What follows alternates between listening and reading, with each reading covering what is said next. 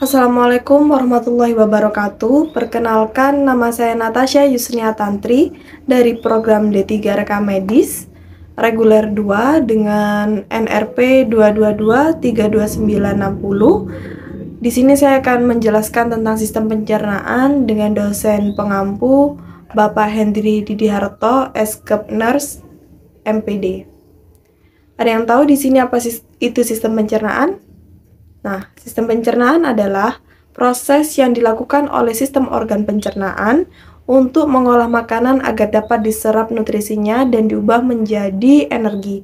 Sistem pencernaan sendiri terdiri dari organ-organ yang memiliki peranan masing-masing dalam mengolah makanan. Nah, sistem pencernaan pada tubuh manusia ada apa saja? Sistem pencernaan pada tubuh manusia itu ada rongga mulut atau cavitas oris, ada esofagus atau kerongkongan, lambung atau gaster atau stomach, ada usus halus, ada usus besar, ada rektum dan juga anus. Dan juga ada organ tambahan pada saluran pencernaan, yaitu seperti gigi, lidah, kandung empedu, hati, pankreas, dan kelenjar-kelenjar lain seperti ludah, getah lambung, hati, dan getah usus. Selanjutnya, yang pertama saya akan menjelaskan tentang rongga mulut atau oris. Rongga mulut adalah rongga yang berada di antara pipi, bibir, lidah, dan tenggorokan, dan langit-langit mulut. Mulut atau rongga mulut atau oral cavity merupakan pintu masuk dari makanan atau trakus gastrointestinal. Fungsi mulut sendiri yaitu fungsi besarnya adalah pertama, jalur bagi keluar masuknya udara. Kedua, ada gerbang utama masuknya makanan dan minuman ke dalam tubuh kita. Dan ketiga, ada penunjang aktivitas bicara yang sangat penting. Nah, mulut sendiri juga ada bagian-bagian, ada langit-langit atas, nula, lidah, gigi geraham, gigi taring, dan gigi seri. Seperti itu, seperti yang ada pada gambarnya ya. Selanjutnya, saya akan menjelaskan tentang esofagus atau kerongkongan. Kerongkongan adalah saluran muskuler yang menyalurkan makanan dari faring menuju gaster atau lambung. Panjangnya ada 25-30 cm dengan lebar 2 cm. Memanjang setinggi vertebrata cervicalis 6 dan cartilago cricoidea sampai vertebrata thoracalis 10 sampai 12. Esofagus neonatus relatif lebih panjang daripada esofagus dewasa. Seperti itu. Seperti ada pada gambar, itu ada gambar kerongkongan, teman-teman. Jadi yang panjang itu adalah kerongkongan. Selanjutnya, fungsi esofagus atau kerongkongan. Pertama, menyalurkan makanan dari mulut ke lambung. Kedua, menghasilkan gerakan peristaltik. Ya, seperti yang ada pada gambar, gerakan peristaltik yang bertujuan untuk mendorong makanan dari mulut masuk ke lambung. Yang ketiga, mencegah laju isi dan cairan dari lambung karena adanya penyempitan stigfer di kerongkongan. Nah, yang ketiga, organ pencernaan manusia ada lambung atau gaster. Gaster merupakan bagian traktus gastrointestinal pertama yang berada di indera abdominal. Letaknya berada di antara esofagus dan duodenum, berada di dalam peritoneum dan ditutupi oleh omentum. Berada di daerah epigastrium dan meluas ke hipokondrium kiri. Lambung sendiri berbentuk seperti huruf J, seperti itu. Selanjutnya adalah fungsi lambung atau fungsi gaster secara umum. Pertama adalah penyimpanan makanan, kedua produksi kimus, ketiga digesti protein, keempat produksi mukus, dan kelima menghasilkan enzim-enzim.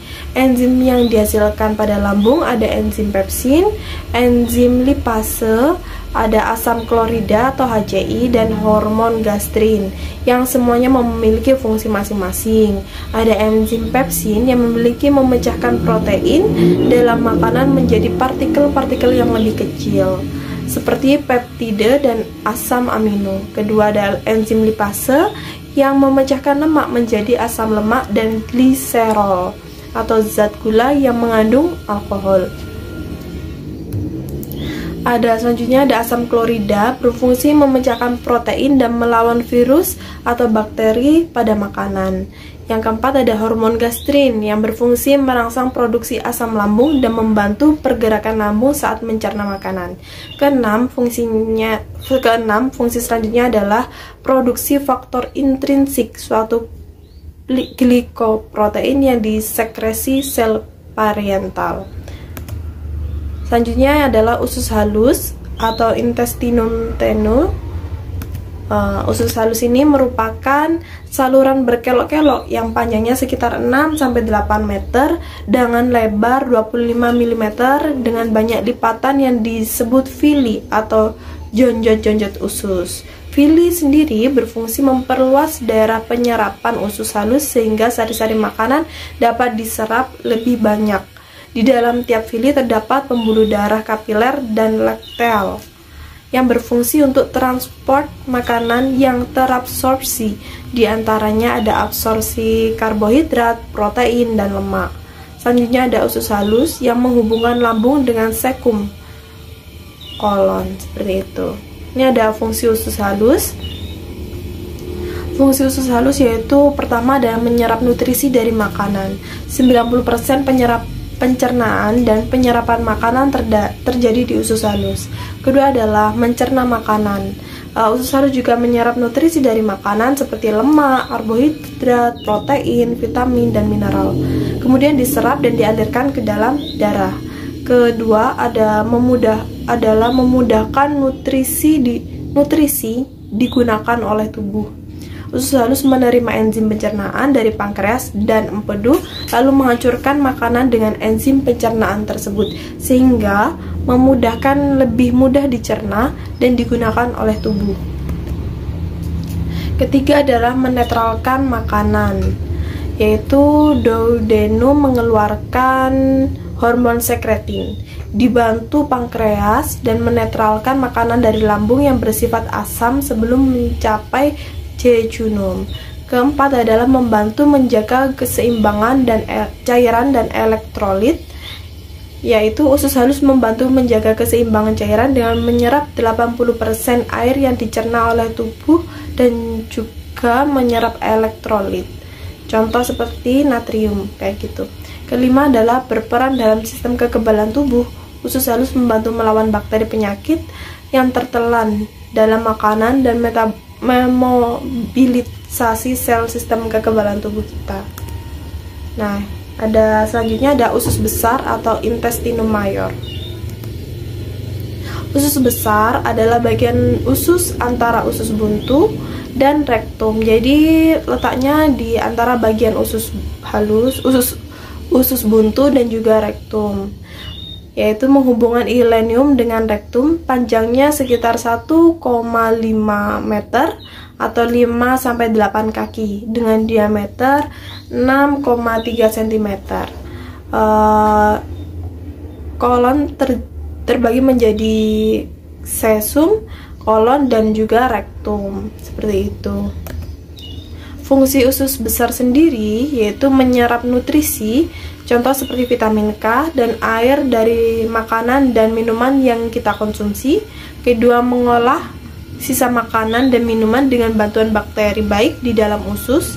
Ketiga, membentuk atau mengubah tinja dari cairan menjadi padat. Keempat, menyerap zat empedu.